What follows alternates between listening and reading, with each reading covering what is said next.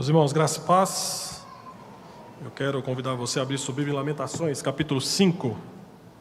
Lamentações, capítulo 5. Nós estaremos hoje encerrando a exposição de Lamentações.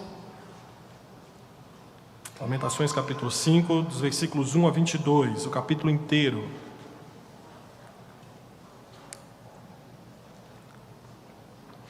Lamentações, capítulo 5, dos versículos 1 a 22. Deixa a sua Bíblia aberta no texto.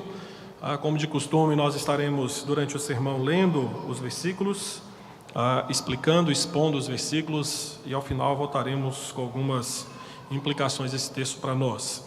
Nessa noite, o tema desse sermão é o último lamento, até porque estamos no quinto e último lamento deste livro, uma série de 5 lamentos. Esse, em específico, é um pouco diferente dos demais, porque não tem aquela ideia do acróstico que tinha nos outros 4. Esse não segue essa metodologia. Cada versículo das Escrituras nos outros capítulos correspondia a uma letra do alfabeto hebraico. No último lamento nós não temos isso. No hebraico é discorrido direto. E nessa noite em específico eu quero trabalhar com você partindo da perspectiva de como termina esse capítulo, como que termina o livro de Lamentações. E por quê? Porque, meus irmãos, todos nós somos afetados pela síndrome do final feliz, a busca incessante pelo viveram felizes para sempre.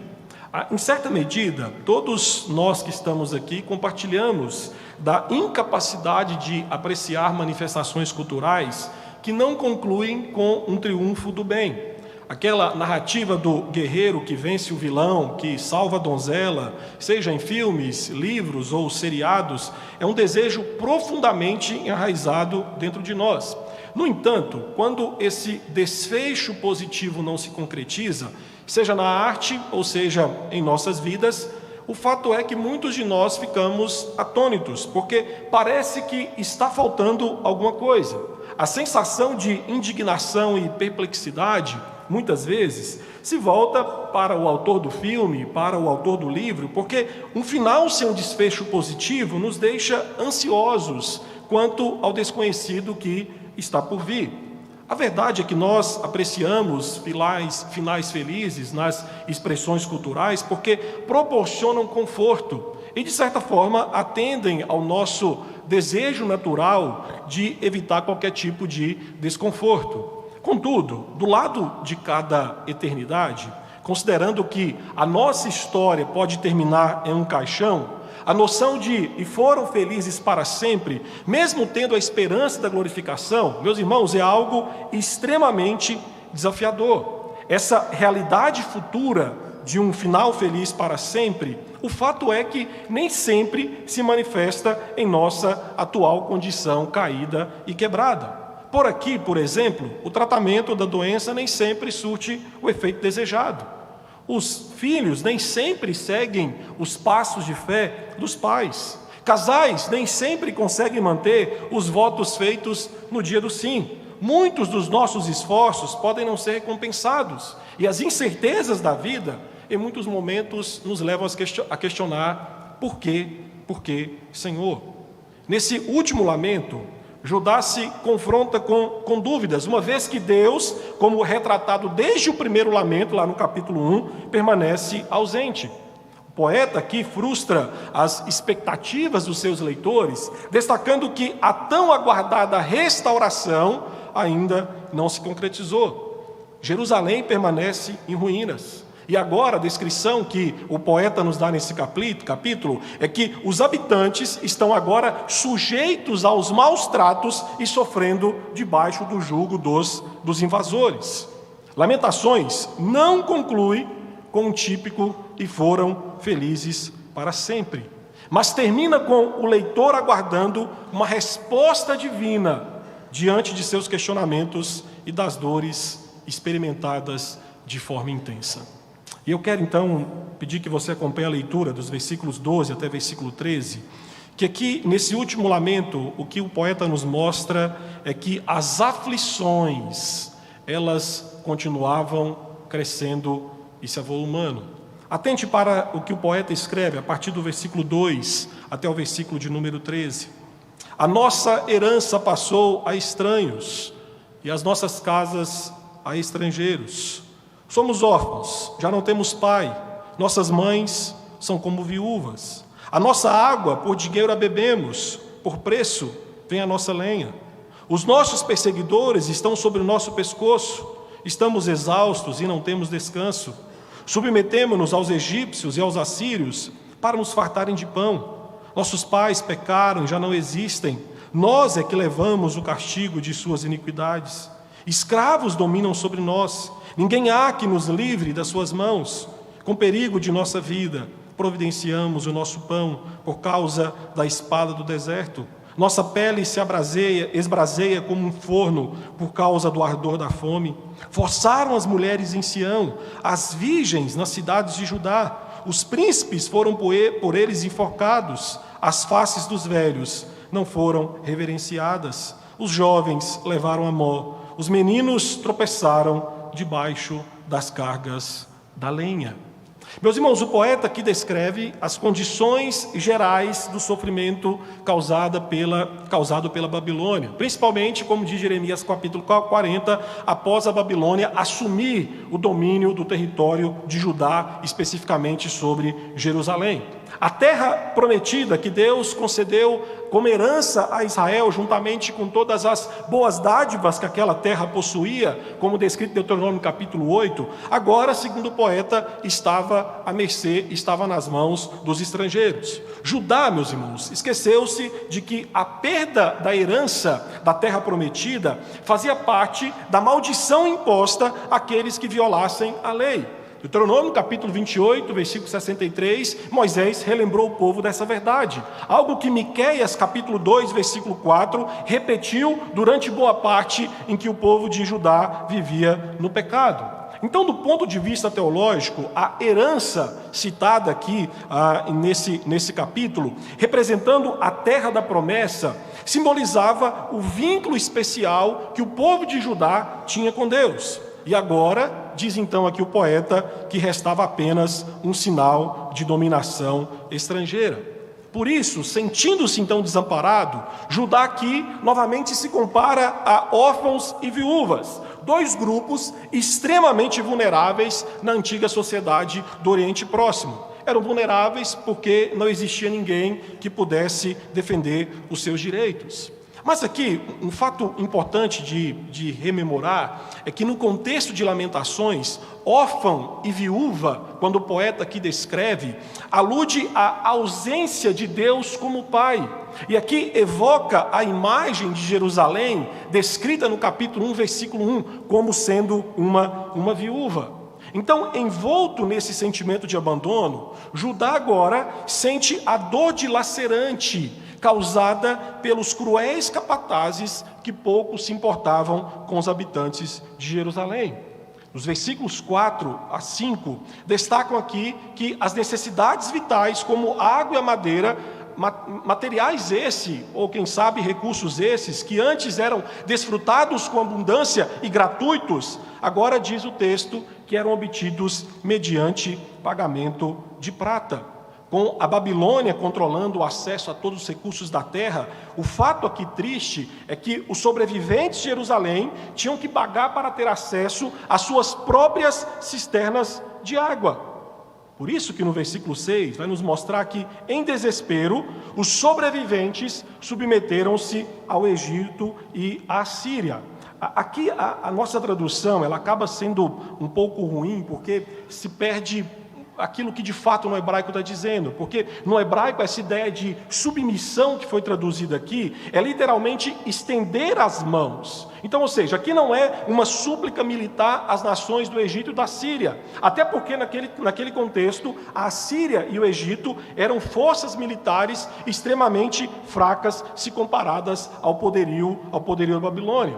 Então, a ideia aqui do versículo 6 é que o povo de Judá está em busca de apoio pelos judeus refugiados em outras nações. Os remanescentes, aqueles que continuaram em Jerusalém, eles acreditavam que os refugiados, ou seja, os judeus que conseguiram fugir durante o cerco e estavam em outras nações, poderiam naquele momento lhes estender as mãos e lhes enviar mantimentos diante da fome. Mas observe o versículo 9, que o versículo 9 enfatiza a dificuldade extrema daquele povo em obter comida. O texto diz: providenciar o pão. E aqui, providenciar o pão, dentro do contexto do versículo 9, revela a luta armada pela sobrevivência, onde os habitantes tinham que sair de Jerusalém em busca de comida, e quando eles saíam, eles se deparavam com saqueadores no deserto. No versículo 10, mostra que a fome atingiu proporções tão devastadoras, que aqui é descrito os efeitos desidratantes da fome. É descrito aqui que os poros da pele secam e a pele assume uma aparência como se tivesse sido queimada pelo sol. Essa situação era resultado pela falta de empatia dos novos governantes de Judá. E aqui a descrição do poeta é que esses novos governantes não tinham nenhuma vontade de reconstruir a nação destroçada e, ao mesmo tempo, aliviar as necessidades do povo. Atente para o versículo 11 a versículo 13, que você vai ver que essa realidade brutal, ela ainda é mais enfatizada nesses 3 versículos, porque aqui vai falar que Judá experimentou o tratamento que era típico quando era infligido a qualquer povo derrotado nas guerras dos tempos antigos. Mulheres sendo violentadas, príncipes sendo executados publicamente, provavelmente pela forma de empalamento, não só para, de certa forma, humilhar os governantes, o povo que estava sendo subjugado, mas também para, de certa forma, difundir terror e temor agora naquele povo subjugado. O texto também fala que os mais velhos estavam enfrentando humilhação. E mesmo aqueles que eram a esperança de reconstrução de Judá, os jovens, diz o texto que foram reduzidos à condição de escravos, forçados como Sansão a moer grãos e carregar cargas de madeira pesada. Nesse cenário desolador, o povo enxergava a sua punição com uma conclusão lógica, diz aí o versículo de número 7, diante da loucura dos seus antepassados.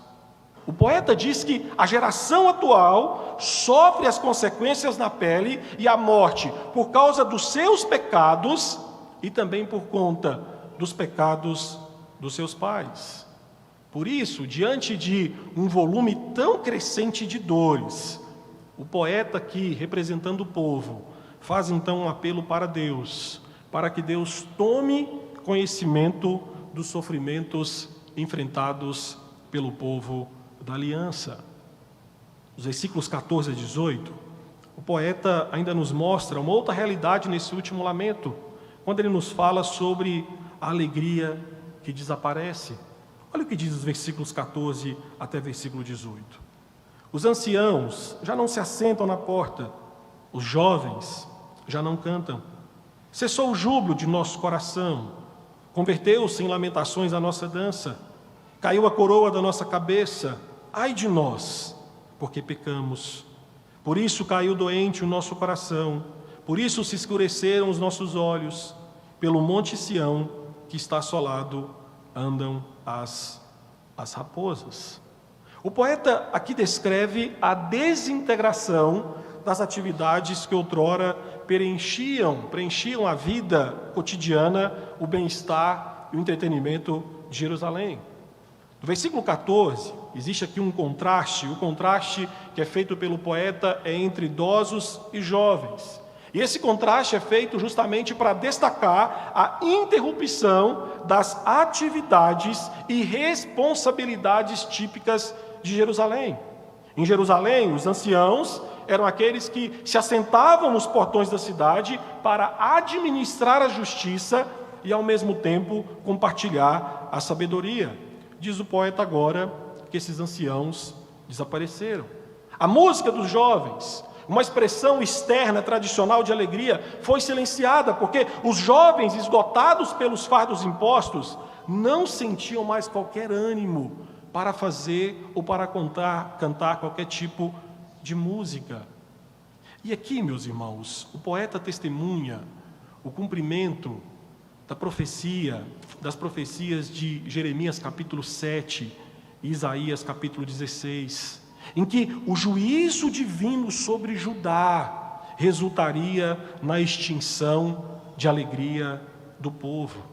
E essa realidade, ela ganha ares ainda mais coloridos, ou mais sombrios, se podemos dizer assim, no versículo 15, onde a alegria e a festividade que uma vez animaram a cidade, diz o poeta que agora deram lugar à tristeza e ao luto.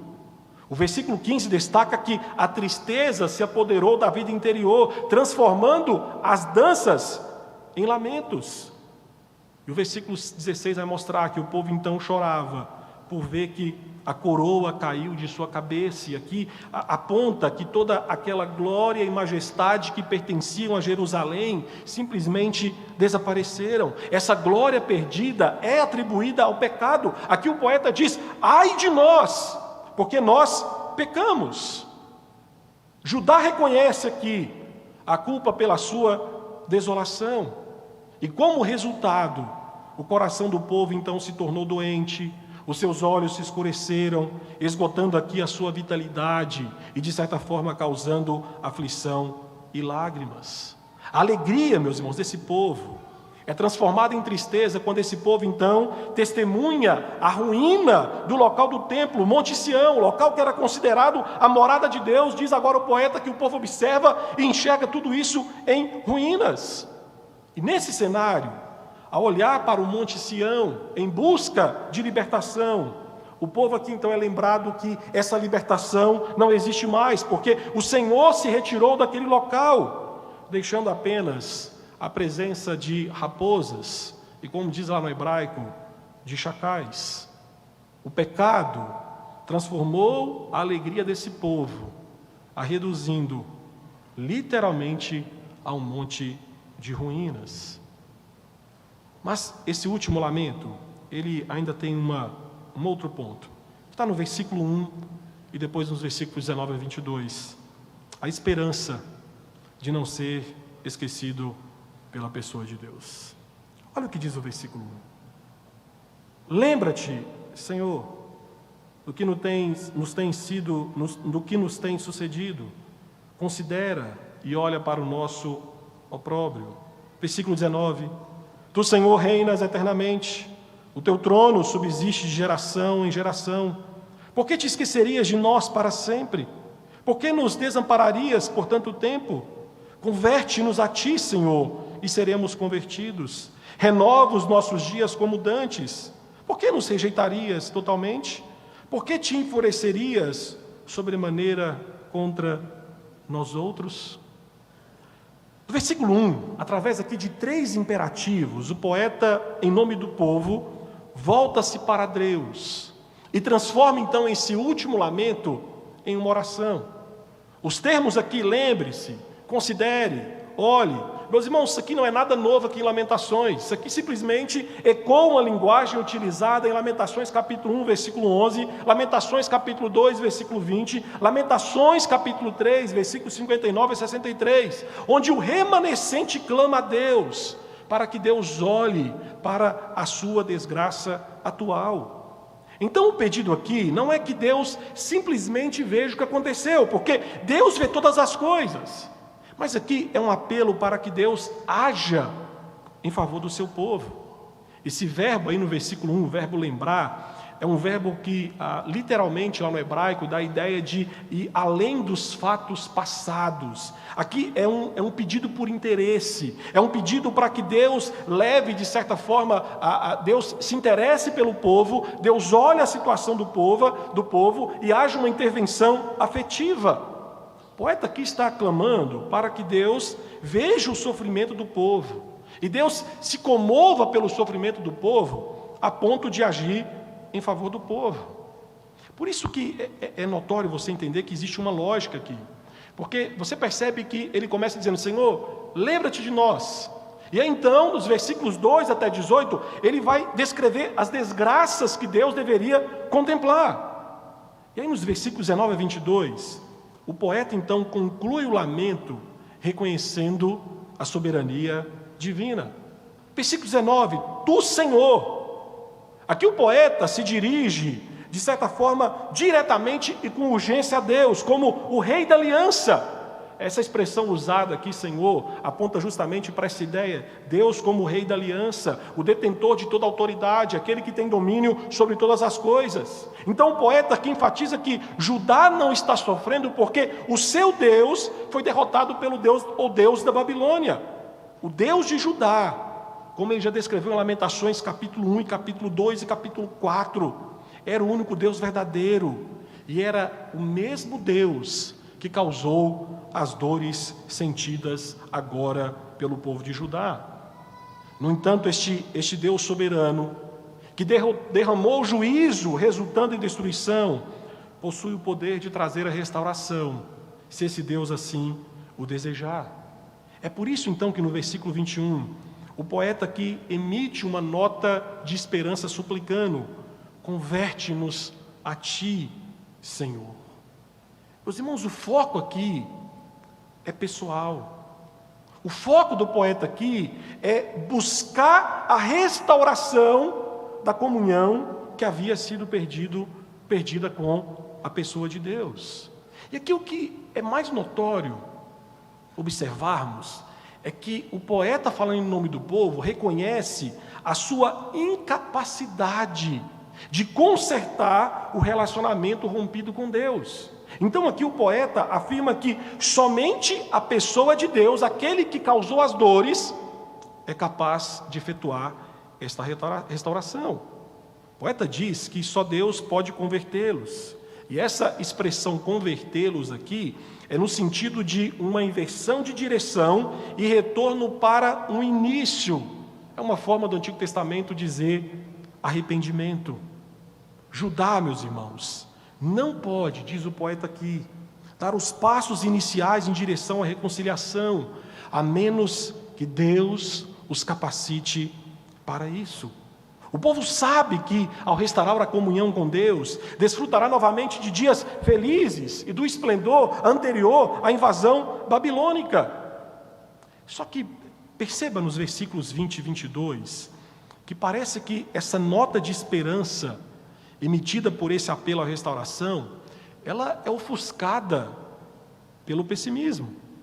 A expressão "por quê", expressão essa que é a mesma usada na primeira palavra do capítulo 1, versículo 1, palavra traduzida como, é característica dos lamentos. E aqui, meus irmãos, só nesses versículos, esses 2 versículos, essa expressão é repetida 4 vezes. E aqui é usada para enfatizar a dúvida do poeta: por que Deus, que se lembra do seu povo, os esqueceu por tanto tempo? Meus irmãos, agora o povo percebeu que Deus não está mais no meio deles. E de certa forma, a impressão que se passa aqui é que impera um senso de vulnerabilidade pela falta de comunhão com a pessoa de Deus. No versículo 22, o poeta questiona se Deus os rejeitou totalmente ou se está além da medida irado contra Judá. E o poeta, ao fazer esses questionamentos, atesta que não há alívio aparente para esse desprazer divino, dada a extensão e a continuidade do castigo. É interessante citar para vocês que os judeus, ao lerem Lamentações, para evitar concluir com uma nota de falta de esperança, eles repetem o versículo de número 21. Mas, meu querido irmão, há esperança nesses questionamentos. Porque ao apelar para Deus, o povo aqui, por meio do poeta, demonstra a fé de que Deus ainda está no seu trono e que Deus ainda continua ouvindo o seu povo. A esperança de restauração reside na fidelidade de Deus à sua aliança. Levítico 26, Jeremias 31, por exemplo, Deus jurou nunca abandonar o seu povo. E Judá pode depender dele para responder ao seu pedido. Lamentações, meus irmãos, por mais que pareça não terminar com esperança, termina. Porque apesar do sofrimento devido ao pecado, Judá não foi abandonada. Deus ainda era soberano e sua aliança com Israel ainda estava em vigor, apesar da desobediência do povo. E muito embora Judá estivesse num estado de desespero, a esperança está em reconhecer, como aquilo que o poeta já descreveu no capítulo 3, versículos 25 a 26, que Deus é bom para aqueles cuja esperança está nele e aguarda pela salvação do Senhor. Mas, meus queridos, o que esse último lamento nos desafia? O que a conclusão de Lamentações nos desafia nos dias de hoje? E a primeira implicação que trago para nós como igreja nessa noite é que nós precisamos cuidar da espiritualidade das futuras gerações. Meu querido, você percebeu, você que acompanhou as exposições, não apenas no capítulo 5, mas em outros capítulos, capítulo 1, capítulo 3, capítulo 1 e capítulo 2, mostra que a tristeza dos sobreviventes de Judá, de Jerusalém, está ligada ao fato dos filhos enfrentarem as consequências dos pecados dos seus pais. Os erros das gerações anteriores contribuíram e contribuem aqui no cenário de Lamentações para um ambiente espiritual distorcido. E, de certa forma, aquilo que os seus pais fizeram no passado influenciaram a geração atual a cometer os seus próprios erros. Não é diferente de hoje. Compreenda que, teologicamente, há uma distinção entre ser punido pelos pecados de outras pessoas. O que a Bíblia diz que isso não acontece. Cada um é responsável diante do Senhor pelo pecado que cometeu. Mas experimentar as consequências dos pecados de outros, meus irmãos, essa é uma realidade que muitos de nós nos deparamos. Então não se trata de assumir a culpa pelos pecados do pai ou dos pais, mas a ideia de Lamentações é enfrentar as consequências de suas ações, é compreender as consequências geracionais do pecado e reconhecer que os nossos filhos podem sentir no futuro as consequências dos nossos pecados atuais. A nossa conduta teológica e espiritual negligente no presente nos afeta. Mas eu lhe digo, Pai, com toda a convicção que a Bíblia nos dá, que a nossa negligência no presente tem o potencial de criar um legado espiritual prejudicial para as futuras gerações. É fato que os erros dos pais não devem ser desculpa para que os seus filhos persistam no pecado. Entretanto, os pecados acumulados dos nossos pais de tempos em tempos, assim como os nossos, meus irmãos, uma hora ou outra, nos visitam e nos assombram. Portanto, aos pais presentes, é vital reconhecer que, embora a salvação dos nossos filhos não dependa de nós, dependa inteiramente de Deus, meus irmãos, Deus nos chama a fazer parte desse processo de forma ativa. Entenda que, como pai, nós temos que fazer todo o possível pela salvação dos nossos filhos, agir como se a salvação deles dependesse de nós. Devemos trabalhar incansavelmente para evitar que os nossos filhos persistam no caminho de morte. O puritano John Flávio destaca a importância dessa responsabilidade. Em um dos seus escritos ele diz que o choro mais doloroso é o do pai, que tem que admitir com honestidade: meu filho está no inferno e eu o ajudei a ir para lá. Meu filho está no inferno. Meus irmãos, quão terrível é essa realidade.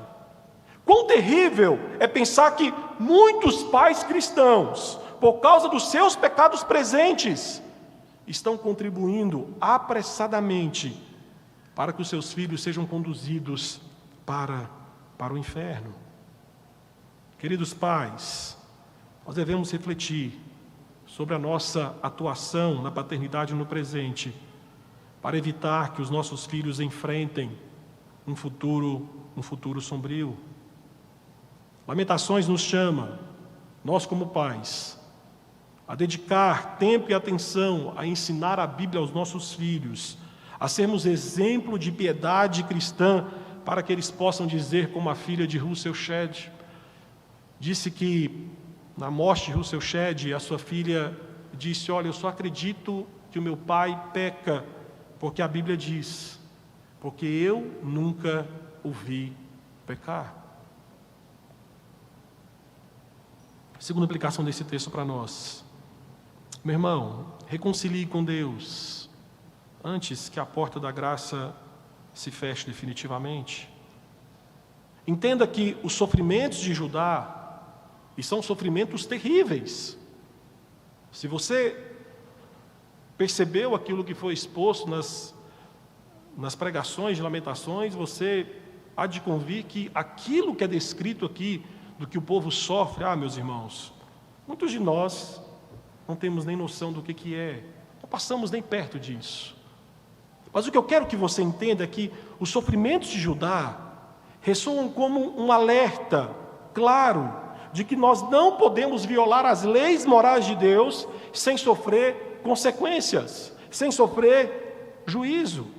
As perdas materiais, sociais, espirituais que Judá experimentou são profundas, mas meus irmãos, nenhuma delas se compara à privação da comunhão com a pessoa de Deus. Na verdade, foi a perda da comunhão de Deus com Deus que, de certa forma, agiu como um catalisador para que as demais desgraças vivenciadas pelo povo de Judá viessem se tornar realidade. Entretanto, o pecado, e aqui é isso que eu tenho dito nos últimos sermões de Lamentações, o pecado, com a sua habilidade de proporcionar prazeres efêmeros, meus irmãos, o pecado obscurece a verdadeira face da destruição que traz consigo. Durante anos, esse povo de Judá, de Jerusalém, viveu no pecado. Durante anos, esse povo foi exortado pelos profetas, e esse povo continuou, de certa forma, sendo enganado pelo pecado, achando que estava tudo bem com eles, quando na verdade não estava. O pecado age como um parasita no coração, não apenas nos tornando maus, mas principalmente desviando o nosso interesse por Deus e por suas leis. A força do pecado está em nos manter centrado em nós mesmos, afastando-nos de Deus e direcionando-nos para ídolos como sexo, como poder, como dinheiro, como fama, sucesso e por aí vai. E nesse estado de pecado, nós nos tornamos seres disfuncionais, quebrados, consumidos por desejos insensatos. Compreenda que o pecado nos leva a amar e perseguir aquilo que no final das contas nos destrói, aquilo que sufoca a nossa felicidade, aquilo que de certa forma enche a nossa alma com desejos rebeldes e se voltam contra o Senhor. No entanto, como Lamentações nos ensina, não há esconderijo quando abandonamos a Deus. Não tem onde se esconder. O pecado que tenta esconder, ou o pecado que nós tentamos esconder, Deus expõe. E quando Deus expõe, Deus revela a verdadeira condição de nossos corações. E quando isso acontece, meus irmãos, o nosso coração adoece, o júbilo da nossa alma cessa e os nossos olhos escurecem. Você pode estar perguntando: pastor, mas por que Deus, durante todo esse processo de lamentações, Deus simplesmente expõe a sujeira do coração do povo? Por que Deus expõe a sujeira do nosso coração? Sabe por quê? Justamente para nos afastar dela. Meus irmãos, Deus revela a nossa depravação para que, ao olharmos para ela, sintamos tanto nojo do pecado, que sejamos direcionados para fora de nós mesmos, buscando socorro. E nessa busca desesperada por socorro, as nossas almas têm condições de clamar como o povo de Judá: converte-nos a Ti, Senhor, e então seremos convertidos. Neste mundo caído, Em meio à dor e o orgulho, pecadores dependem desesperadamente da graça soberana, terna e implacável de Deus. Meus irmãos, quando Deus toca o nosso coração tem condições de se voltar para a pessoa de Cristo. O amor de Deus por nós inicia dentro do nosso coração um novo amor, onde o nosso amor por Deus, meus irmãos, não é o efeito, não é a causa, mas é o efeito. Samuel Rutherford, puritano, dizia que nós não podemos amá-lo até que ele nos ame primeiro. Corremos porque ele nos atrai, seguramos Cristo, mas somos primeiro agarrados por ele. Os nossos corações, tocados pela graça, encontram sua nova orientação em direção à pessoa de Cristo. Compreenda que no pecado nós andamos perdidos, porque a nossa alma não tem uma bússola apontada para a pessoa de Deus, porém a graça de Deus conserta essa bússola e define, meus irmãos, um novo curso, colocando a nossa vida em uma progressão firme e constante em direção à pessoa de Cristo Jesus. Isso é obra de Deus. Esse é o milagre da regeneração. E você quer uma boa notícia nessa noite? É que essa graça salvadora, que certa vez Deus estendeu a mim e a muitos que estão aqui nessa noite, Ele também estende a você, pela fé que está aqui nessa noite e que ainda não conhece a Cristo Jesus. Há uma outra implicação desse texto para nós. Meus irmãos, confie que Deus nunca nos esquece. Deus nunca nos esquece. Os habitantes de Jerusalém se sentiram como órfãos, como viúvas, esquecidos, abandonados por Deus. Contudo, eles negligenciaram a verdade de que, como que Deus se revela nas Escrituras? A beleza do Senhor é que o Senhor se revela nas Escrituras como aquele que se lembra. Aquele que se lembra. Deus não apenas se lembra de nós, como Ele também contempla e ouve os nossos clamores. Da Bíblia, a única coisa que Deus promete não se lembrar são dos nossos pecados perdoados. No entanto, no meio das aflições, é comum, e aqui eu digo que não só comigo, mas eu creio que com você também, diante das dores da alma, da vida, é comum pensarmos que Deus nos esqueceu. No momento de dor, a tentação de sentir-se solitário e abandonado por Deus, em muitos momentos é avassaladora. E aí, envolvidos pela sombra das dúvidas, nós somos assaltados por temores, tristezas, desespero. Talvez nesse momento, você que está aqui nessa noite, esteja testemunhando suas dores se acumulando, enchendo o seu coração de tristeza. Quem sabe em sua vida, mas são os dias em que a sua alegria tem se tornado em lamentos e lágrimas, do que o contrário. As angústias da sua vida têm gerado dúvidas em seu coração, a ponto de você dizer: por que o Senhor se esqueceu de mim? Nessas horas, nós precisamos buscar a presença transformadora de Deus para renovar a nossa confiança em seu poder. Meus irmãos, confiar em Deus é uma decisão consciente, acreditar que Deus é digno da nossa fé, da nossa dependência, da nossa confiança. E nesse exato momento em que você duvida em seu coração, Ele segue entronizado, reinando sobre tudo, inclusive sobre as suas dúvidas. A soberania de Deus é o único porto seguro que nós temos quando os ventos do medo, dúvidas e preocupações nos açoitam. A sua soberania, a sua imutabilidade, meus irmãos, são a garantia de que Ele cumpre a sua promessa, que está lá em Hebreus capítulo 13, versículo 5, de nunca te deixarei, jamais te abandonarei. Então, meu querido irmão, quando parecer que tudo foi tirado de você, quando os eventos da vida parecerem sem lógica, eu lhe digo que há apenas uma coisa que pode acalmar a sua alma, que é o conhecimento da pessoa do Deus que permanece reinando para todo sempre.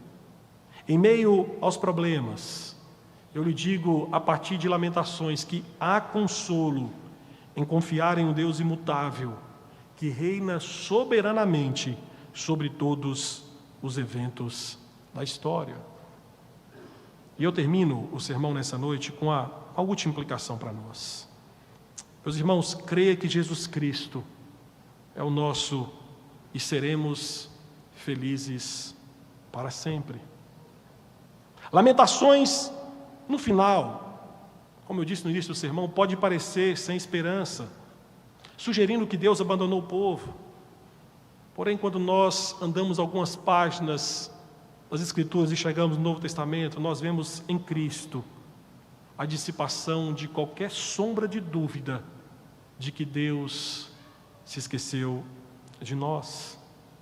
Cristo é a resposta para o questionamento final de Lamentações, porque lá na cruz, lá em Mateus capítulo 27, 46, ele bradou: Deus meu, por que me desamparaste? E quando Cristo proferiu essas palavras, que nada mais é do que a citação do Salmo 22, versículo 1, meus irmãos, foram gritos semelhantes aos daqueles que foram banidos da presença de Deus para sempre. Na cruz, Cristo experimentou o desamparo de Deus Pai ao assumir sobre si todos os pecados do seu povo. Todavia, se havia um momento em que Cristo precisava do conforto, da presença do Pai, era ali na cruz. E naquele instante, por Ele estar se fazendo pecado em nosso lugar, a Bíblia diz que o Pai então retirou o seu conforto. Na cruz, ao beber o cálice da ira divina, enquanto o conforto da presença do Pai foi retido, Cristo bradou: Deus meu, por que me desamparastes? Meus irmãos, se Cristo não tivesse proferido essas palavras, nós que estamos aqui estaríamos destinados a gritá-las no mais profundo inferno para todo o sempre. Como diz Mark Jones, embora essas palavras tenham surgido no maior desconforto para Cristo, proporcionam a nós crentes um consolo inigualável, porque elas nos levam a questionar alegremente: Deus meu, por que me acolheste? Meu querido irmão, quando Jesus fez a escolha consciente do isolamento, o que Ele estava garantindo era que eu e que você nunca enfrentássemos a dor em solidão.